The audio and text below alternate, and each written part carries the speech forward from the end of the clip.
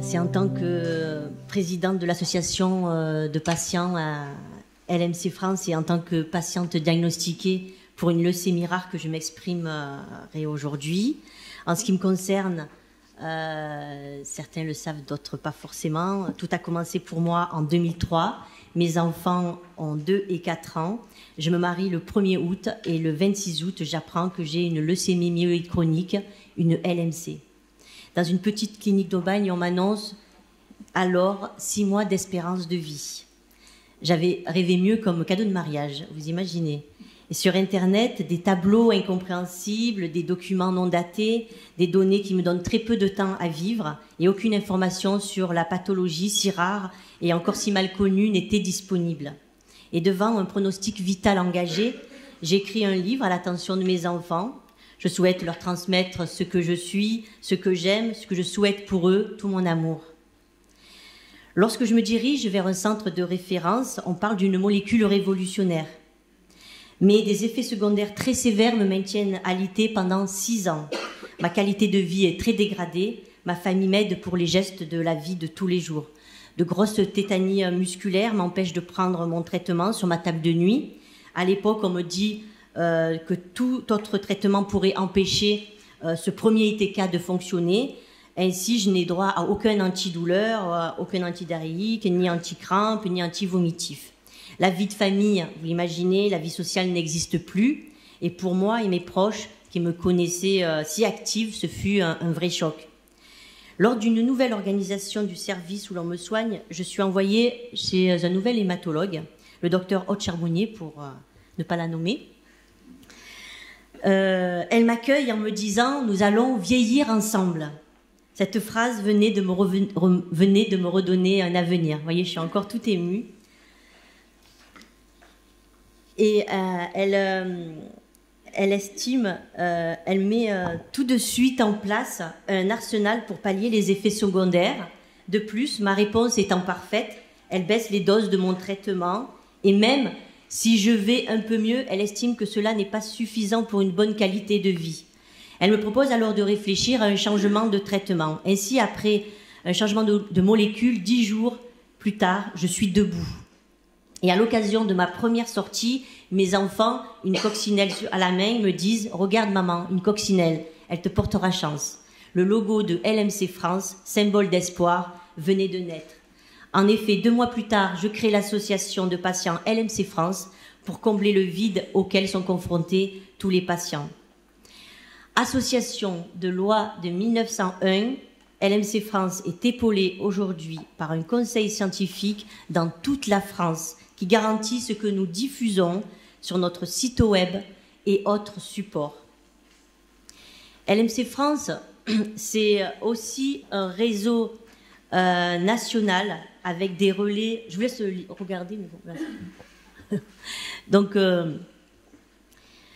LMC France, c'est un réseau national avec des relais dans toute la France qui diffusent nos différents supports et outils et organise des réunions conviviales. Et une des dernières recrutées, c'est donc Paris avec Angélique, qui nous fait le plaisir d'être ici et qui bientôt va nous faire un petit bébé, dans pas très longtemps. Et la dernière recrue, c'est la Guadeloupe avec Régine Morin. Donc voilà, je suis très heureuse de les accueillir parmi nous. LMC France, donc c'est un site web daté, ça c'était très important pour nous, constamment mis à jour avec des informations validées par notre conseil scientifique, une présence active sur les réseaux sociaux, c'est aussi un forum dédié à la LMC et des lettres d'information régulières. Pour répondre aux besoins des patients et des proches, LMC France a réalisé une série de 16 vidéos retraçant le parcours du patient atteint de LMC. On découvre dans ces vidéos tout ce que l'on souhaite savoir ou comprendre sur la maladie, de l'annonce à l'impact psychologique en passant par l'observance. Elle totalise aujourd'hui plus de 20 000 vues à ce jour. Nous avons également créé une mallette observance afin de sensibiliser les patients, car bien prendre son traitement, c'est gagner sur la LMC. Et ici, Pas sûr, c'est bon, j'ai dit. Il suit pas. Ici, on peut voir les différentes manifestations que nous organisons pour notre course annuelle Tous Unis, Tous Uniques. Cette course annuelle rassemble chaque année des milliers de participants, coureurs ou spectateurs. Jean-Jacques Goldman, qui est membre d'honneur de notre association, et Shuriken, le chanteur du groupe IAM, sont venus nous rejoindre dans notre combat en parrainant cet événement. Jean-Jacques Goldman nous a fait une petite surprise, vous verrez, lors des trophées LMC France cet après-midi.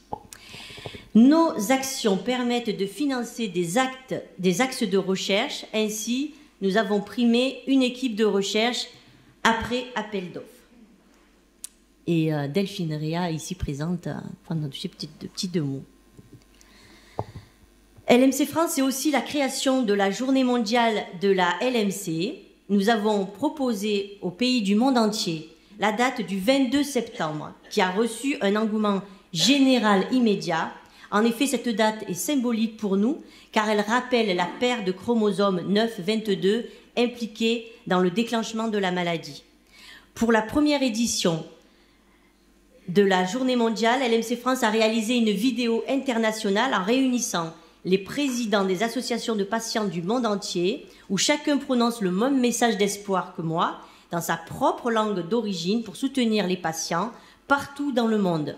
Ce jour-là, les patients du monde entier se sont rendus compte qu'ils n'étaient pas seuls, qu'ils ne sont plus seuls. Depuis, LMC France a l'honneur de coordonner l'action internationale à la demande de l'ensemble des associations LMC du monde entier. Ainsi, nous soutenons et encourageons les événements dans plus de 60 pays de tous les continents.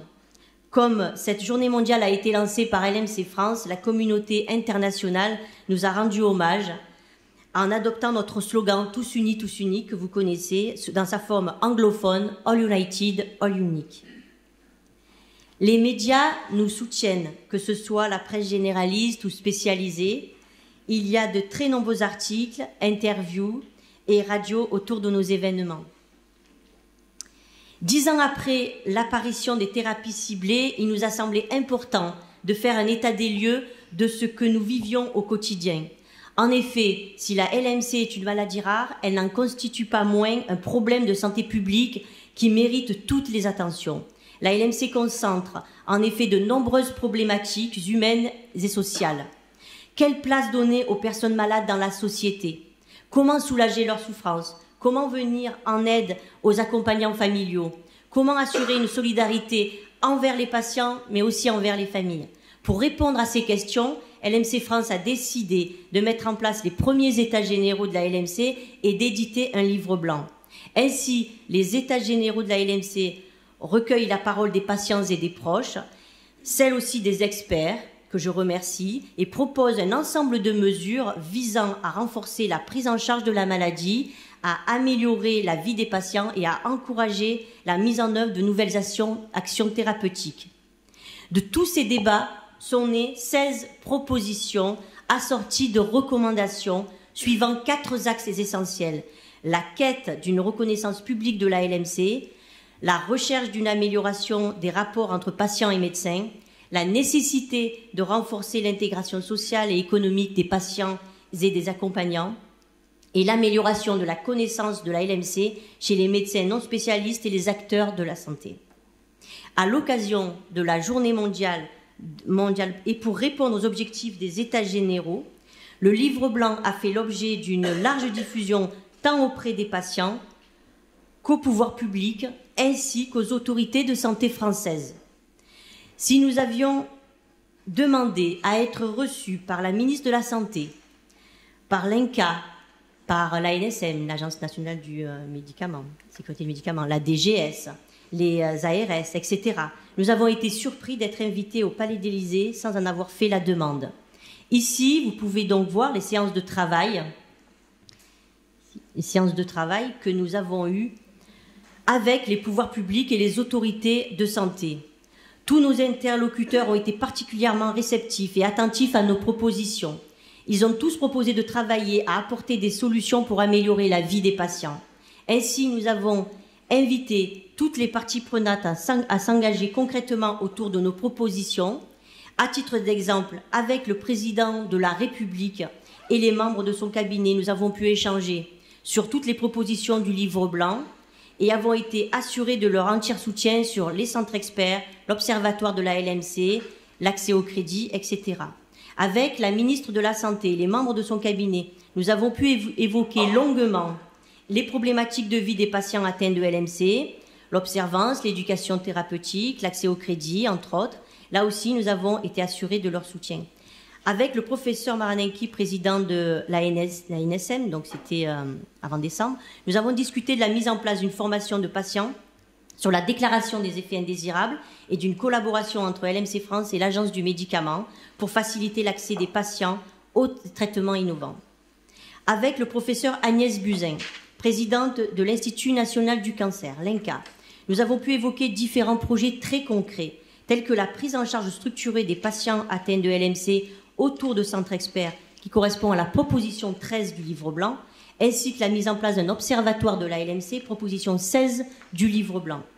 Pari tenu, puisque ce mercredi 17 septembre 2014, accompagné d'hématologues, membres du conseil scientifique de LMC France et du FI-LMC, donc Aude Charbonnier et Pascal Conimacoul. J'ai été reçue par plusieurs services de l'INCa pour concrétiser ces axes très importants pour les patients et leurs familles. À cette occasion, le professeur François-Xavier Mahon a renouvelé son soutien.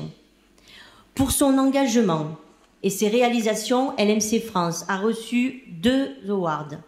Un pour la réalisation des premiers états généraux de la LMC et un award pour la publication du livre blanc de la LMC et ses résultats.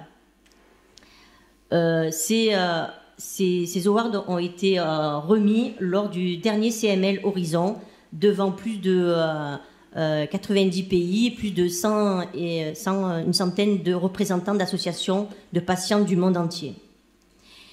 LMC France répond aussi au livre blanc en créant des outils innovants, comme la mallette parcours de vie que vous avez reçue aujourd'hui, que vous avez en primeur, donc qui contient le guide de l'aidant. C'est une première en matière de LMC, parce qu'il nous a semblé essentiel de répondre à cet élément qui était une remontée importante des états généraux, à savoir que les aidants se sentaient vraiment perdus et isolés, ne savaient pas comment aider le conjoint. Donc on leur donne tous les conseils, tous les conseils à la fois humains, mais aussi des conseils sociaux, légaux, pour pouvoir bien vivre la LMC de son conjoint.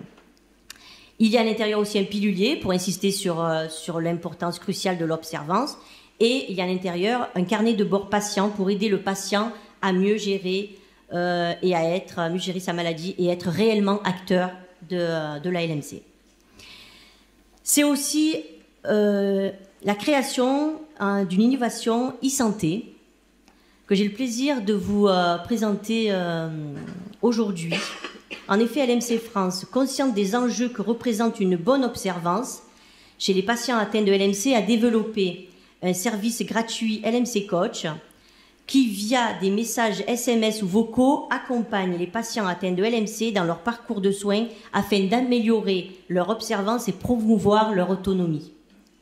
Donc c'est vraiment une innovation qui nous tient à cœur et qui, je l'espère, va vraiment prendre l'ampleur qu'elle mérite. Je tiens à vous remercier sincèrement de m'avoir écouté. Je vous remercie beaucoup pour votre accueil. Merci.